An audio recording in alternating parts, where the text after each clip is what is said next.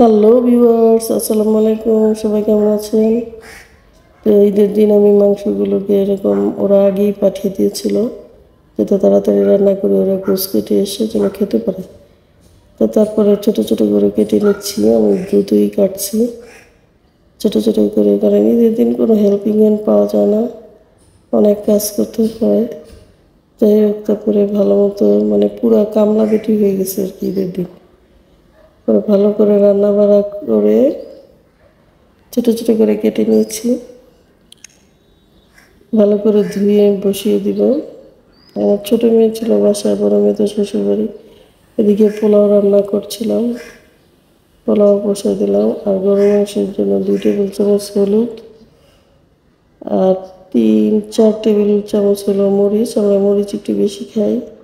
জিরা গুঁড়া, ধনিয়া গুঁড়া 2 টেবিল চামচ, জিরা গুঁড়া 3 টেবিল চামচ দিয়ে ভালো করে পানি দিয়ে মিক্স করে নিয়েছি। পানি দিয়ে কিছুক্ষণ রাখলে মশলাটা একটু ভিজা ভিজা হয়, আর তরকারিতে দিলে ভালো লাগে। তো যেহেতু আমি প্রেসার কুকারে রান্না করব, তাই প্রেসার কুকারে তেল গরম করতে দিয়েছি, সেখানে গোটা মশলা দিয়ে দিয়েছি। 4টা তেজপাতা, 4টা দারচিনি, 4টা লবঙ্গ, পরিমাণ মতো লবণ, আর আপনার দারচিনি, আর একটা বড় এলাচ, আর স্টার মশলা একটা, আর পেঁয়াজ রসুন আমি স্লাইস করে রেখেছিলাম। আর রসুন আমি আস্ত দিয়ে দিই, যেহেতু গরুর মাংসের মধ্যে শীষ দিলে সব গলে যায়। তারপরে এটা ভালো করে যখন কষানো হবে, তেলটা যখন উপরে ভেসে আসবে, তখন গরুর গোশগুলো দিয়ে দিব। এখানে 3 টেবিল চামচ পরিমাণ আদা পেস্ট দিয়েছি। এটাকে ভালো করে মিক্স করতেছি। আপনারা যদি বাড়িতে এভাবে রান্না করেন, তাহলে অবশ্যই মাংসটাকে মাখিয়ে নেবেন। কিন্তু আমি ঈদের দিন মাখাতে পারিনি, আমি কষিয়ে বসাইছি। মাংস দিয়ে দিলাম, দেখেন মাংস দেওয়ার ভিডিওটা নিতে পারিনি। এখন মাংসগুলোকে আপনার যে নিচে থেকে যে আমার ভাগের যে মাংসটা আসছে, এটাকে আমি পলিথিন করতেছি।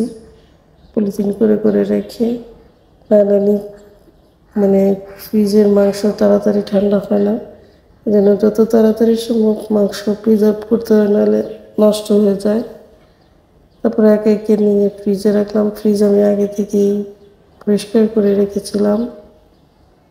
তারপরে এক ভাগ আমাদের গরুর মাংসের, এক ভাগ হলো আত্মীয় স্বজন, এক ভাগ গরিব মিসকিন, আর এক ভাগ আমাদের। তা আমারটাই আমি ঢুকাচ্ছি ফ্রিজে। আর এদিকে আমার ছোটো মেয়ে গরুর কলিজা কাটতেছে, ওইটাও রান্না করব। রান্না করে দেন আমার হাজব্যান্ড আবার সবাইকে ভাগ ভাগ করে দিয়ে দিতেছে। তারপরে এখন এই যে 3 শীষ দেওয়ার পরে আমরা ফ্রাই প্যানে, ননস্টিক ফ্রাই প্যানে নামিয়ে ফেলেছি।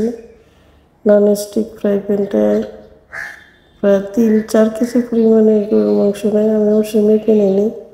এখানে কলিজা বসানো হবে, পেঁয়াজ রসুন তেলের মধ্যে দিয়ে ভাজতেছি। ব্রাউন কালার হলে অন্যান্য মশলা দিয়ে দিব, সাথে একটু পানি দিব। যখন কষানো হয়ে যাবে, তখন গরুর কলিজাগুলো দিয়ে দিব। কলিজাগুলো একটু আমি সিদ্ধ করে পানি ভাপে ফেলে নিয়েছি। তারপরে দিয়ে দিব মরিচ, হলুদ, জিরা গুঁড়া, আদা জিরা সব মশলা একবারে দিয়ে কষিয়ে, তারপরে দিয়ে দিব এখন কলিজাগুলো।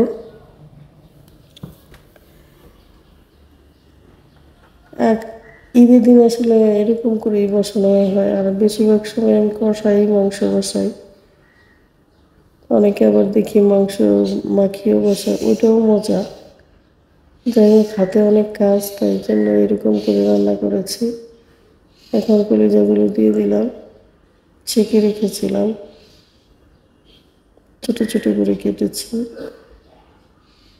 তারপরে এখন অল্প একটু ঢেকে দিব, আস্তে আস্তে হবে। আর আদা জিরাটা, কি পাখি যেন কিউ কিউ করতেছে। যাই হোক, আপনারা কিছু মনে করবেন না, যখনই ভয়েস ওভার দিয়ে একটা না একটা শব্দ আসে। এখন আদা দিয়ে ভালো করে কষিয়ে নিব।